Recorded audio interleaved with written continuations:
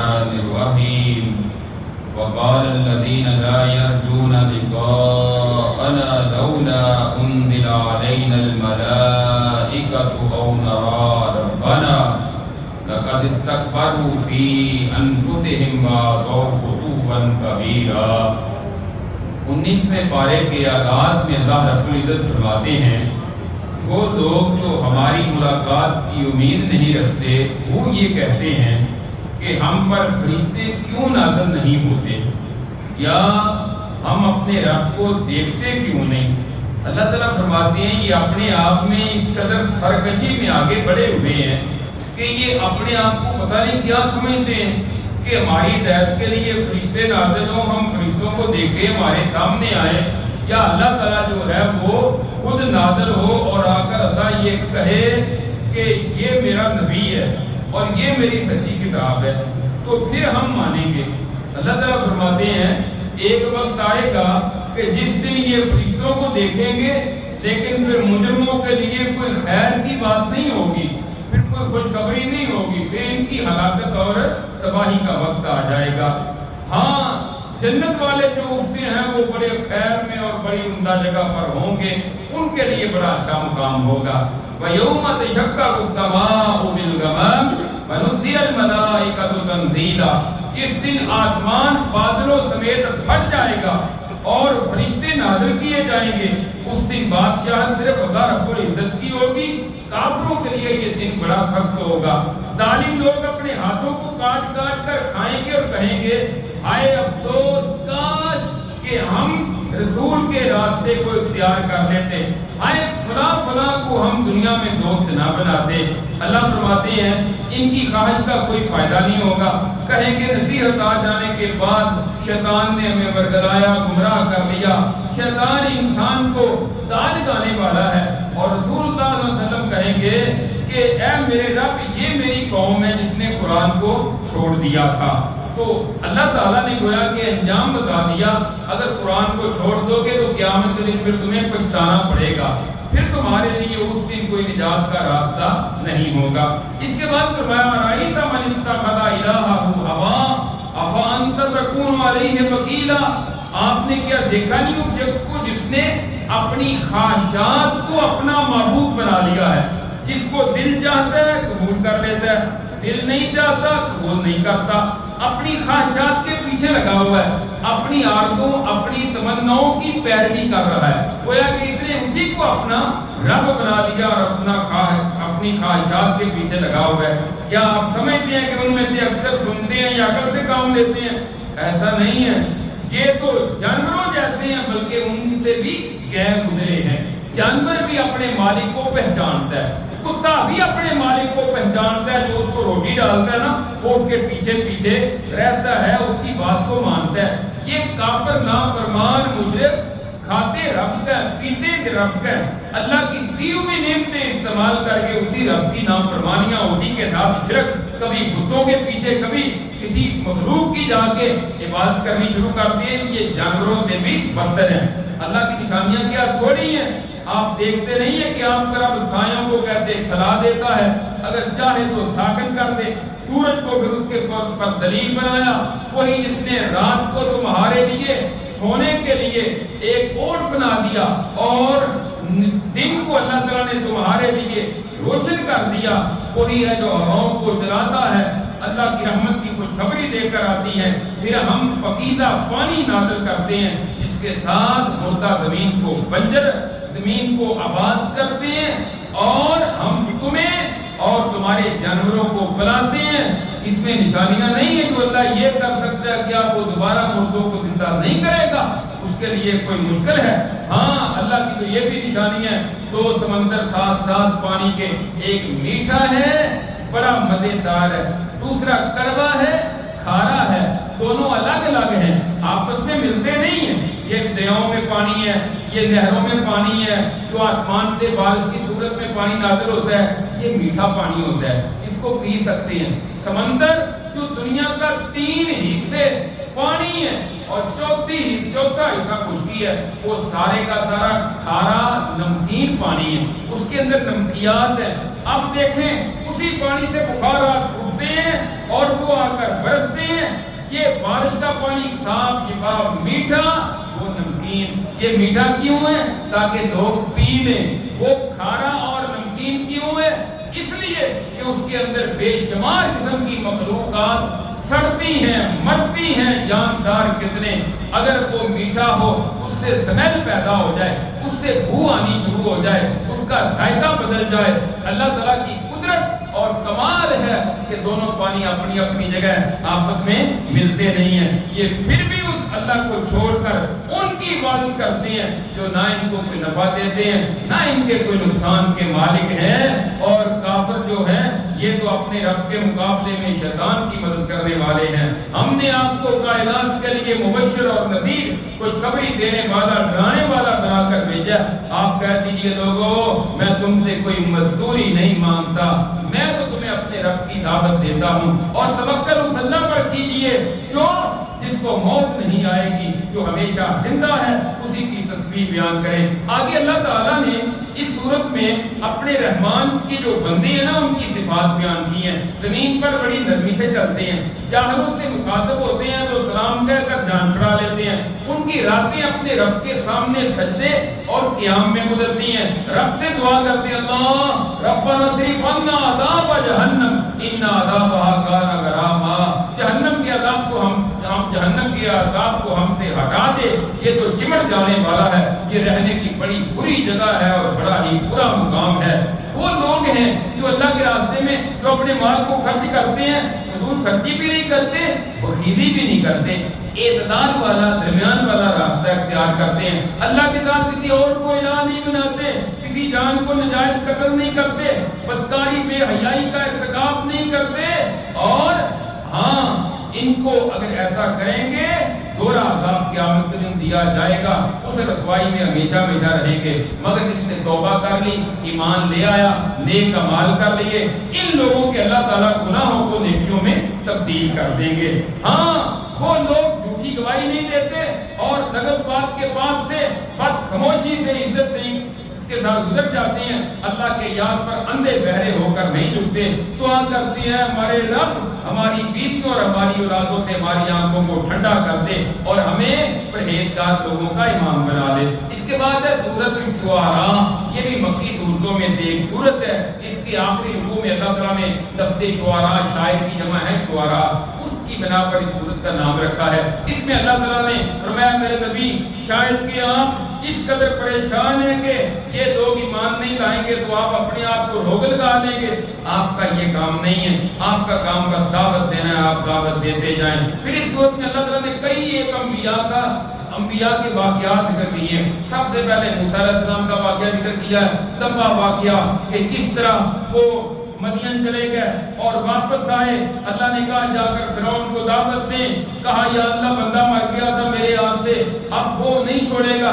اللہ نے فرمایا ڈرنے کی ضرورت نہیں ہے، آپ جائیں، جا کر دعوت دی. اس نے کہا موسیٰ تو وہی ہے نا، ہمارے گھر میں تیری کتنے سال ہم نے پرورش کی، پھر تو نے بندہ مارا چلا گیا، تو نے یہ جرم کیا، اب پھر آ گیا. کہا ہاں بنی اسرائیل کو تو نے غلام کیوں بنا رکھا ہے، میں تمہیں ایک رب کی دعوت دیتا ہوں. اس نے جادوگروں کو جمع کرنا شروع کر دیا، مقابلہ کروایا. جادوگروں نے کہا غالب آ گئے تو ہمیں انعام ملے گا. کہا انعام ملے گا، تم میرے قریبی وزیر مشیر تم تو ہوگے. اللہ تعالیٰ نے موسیٰ علیہ السلام کو جو معجزہ عطا کیا تھا لاٹھی والا، اس کے ساتھ ان کے سارے جادو کو ختم کر دیا.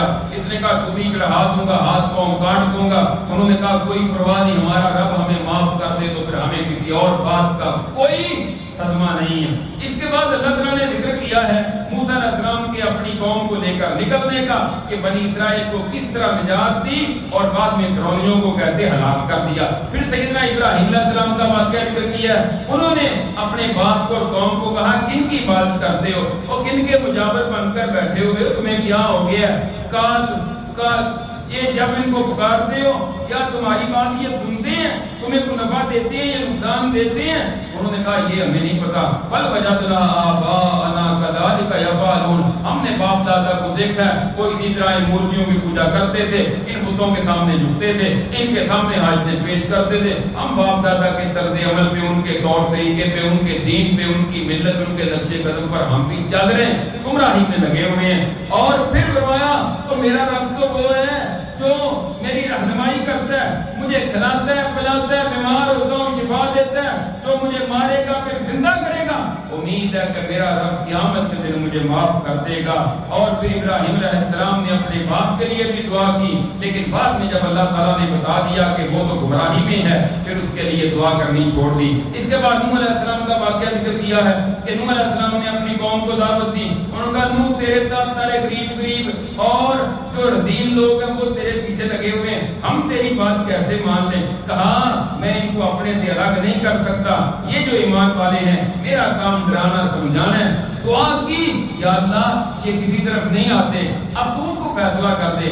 اللہ نے فیصلہ کر دیا، قوم کو غرق کر دیا، نوح علیہ السلام کو اہل ایمان کو بچا لیا۔ اس کے بعد قوم عاد کا ذکر کیا کہ ان کی طرف جناب ہود علیہ السلام کو نبی بنا کر بھیجا، انی لکم رسول امین فاتقوا اللہ واطیعون وما اسألکم علیہ من اجر ان اجری الا علی رب العالمین۔ ہود علیہ السلام نے کہا میری قوم میں تمہارے لیے اللہ کا رسول بن کر آیا ہوں، اللہ سے ڈر دو، میری اطاعت کرو، فرما برداری کرو، تم سے مزدوری معاوضہ تو میں مانگتا نہیں ہوں، میرا اجر اللہ رب العزت کے ذمہ ہے۔ تم یہ بڑی بڑی ریت کے ٹیلوں پر یہ بڑی بڑی یادگاریں بناتے ہو اور بڑے بڑے محلات بناتے ہو، جب کسی کو ہاتھ ڈالتے ہو تو بڑا مضبوطی سے ڈالتے ہو۔ اللہ نے تمہیں بیٹے دیے، اللہ نے تمہیں یہ جانور دیے، معلومات دیے، باغات دیے، سب کچھ دیا ہے، کہنے لگے سمجھا یا نہ سمجھا ہم نے تیری بات نہیں ماننی۔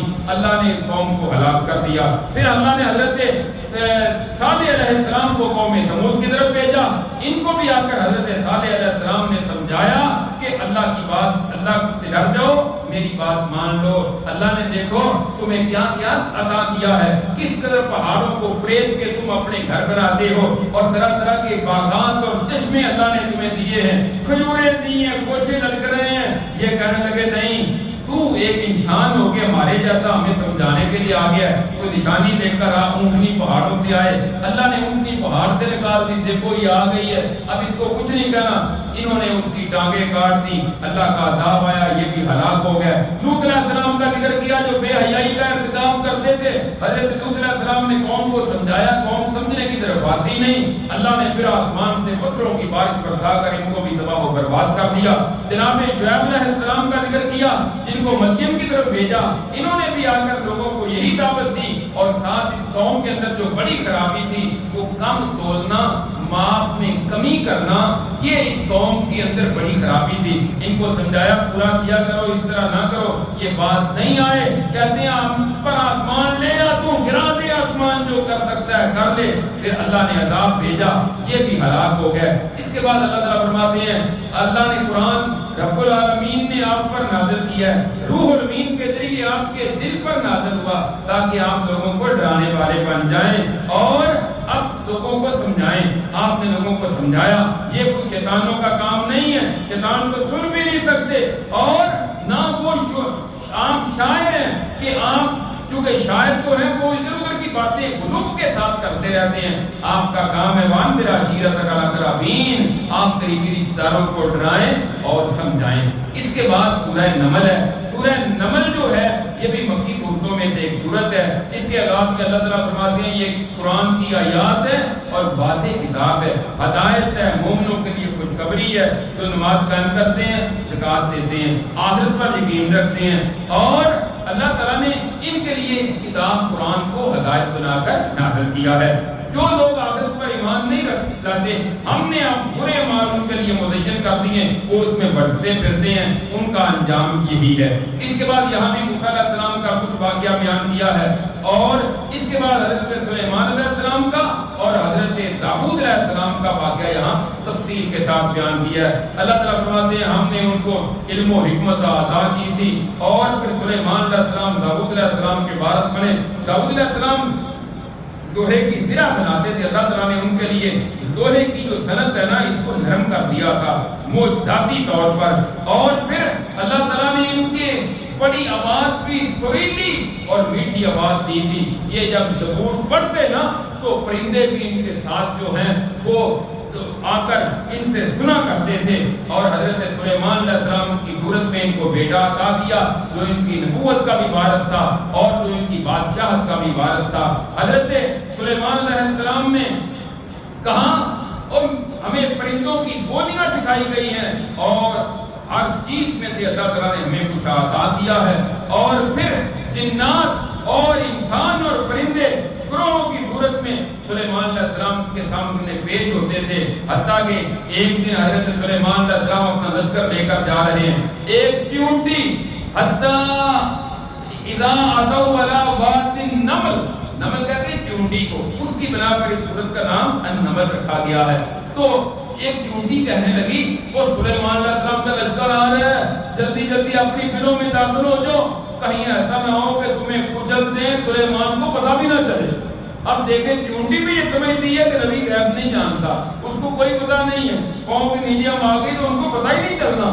تو حضرت سلیمان علیہ السلام ہنس پڑے، کہنے لگے رب اوزعنی ان اشکر نعمتک التی انعمت علی وعلی والدی وان اعمل صالحا ترضاه وادخلنی برحمتک فی عبادک الصالحین. اے میرے رب مجھے توفیق دے میں تیری نعمتوں کا شکر ادا کروں جو تو نے مجھے عطا کی ہیں، میرے والدین کو عطا کی ہیں، اور میں ایسے نیک اعمال کروں جن کو تو پسند کرتا ہے.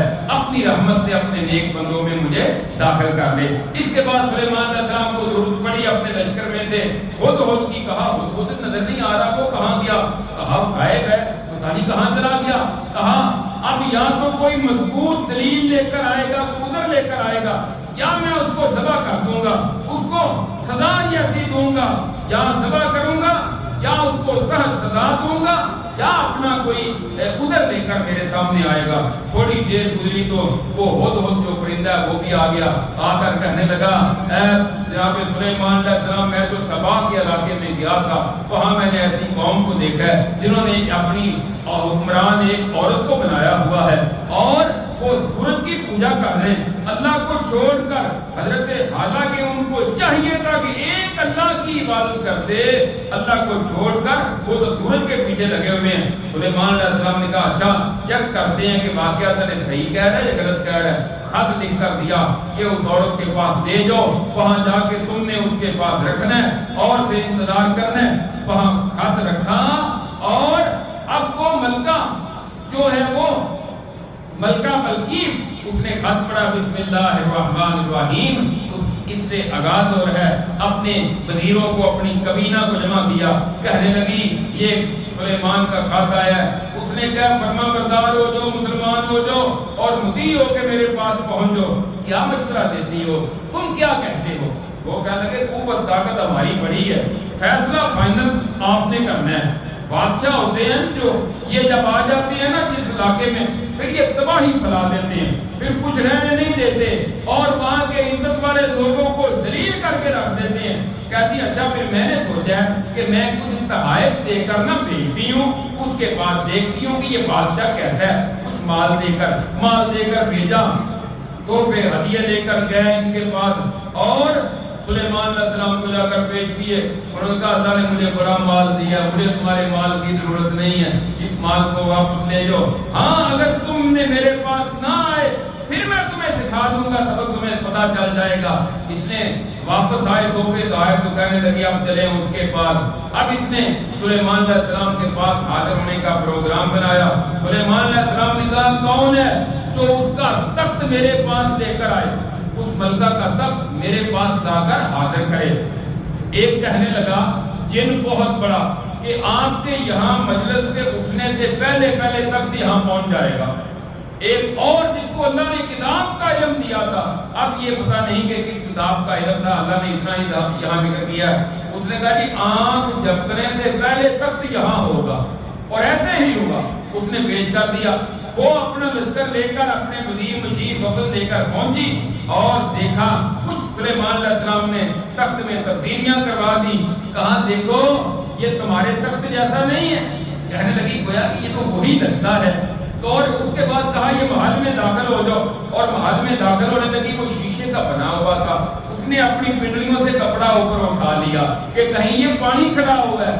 آگے وہ بھی کہنے لگی ہاں غلطی لگ گئی ہے، جیسے یہاں غلطی لگی ہے وہاں بھی غلطی لگ گئی تھی، عبادت ایک اللہ کی کرنی تھی اور میں ادھر ادھر سورج کی عبادت کرتی رہی ہوں اللہ کو چھوڑ کر۔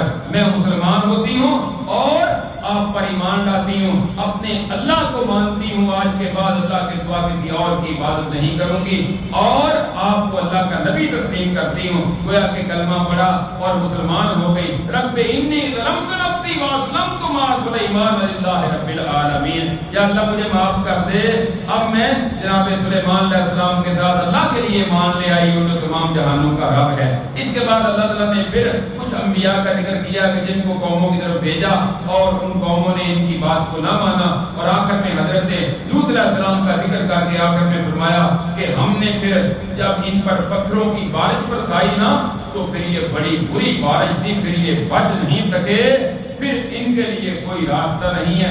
اے میرے نبی کہہ دیجئے تمام تعریفیں اللہ کی ہیں، اللہ کے بندوں پر سلام دی جن کو اللہ نے چن لیا۔ کیا اللہ بہتر ہے یا وہ جن کو اللہ کا شریک ٹھہرا رہے ہیں؟ ان سے پوچھیں۔ آگے اللہ تعالیٰ نے اپنے دلائل دیے ہیں، پھر 20ویں پارے کے آغاز میں اللہ رب العزت سے دعا ہے کہ اللہ تعالیٰ ہمیں کتاب و سنت پر عمل کرنے کی توفیق عطا فرمائے۔ آخر دعوانا الحمدللہ۔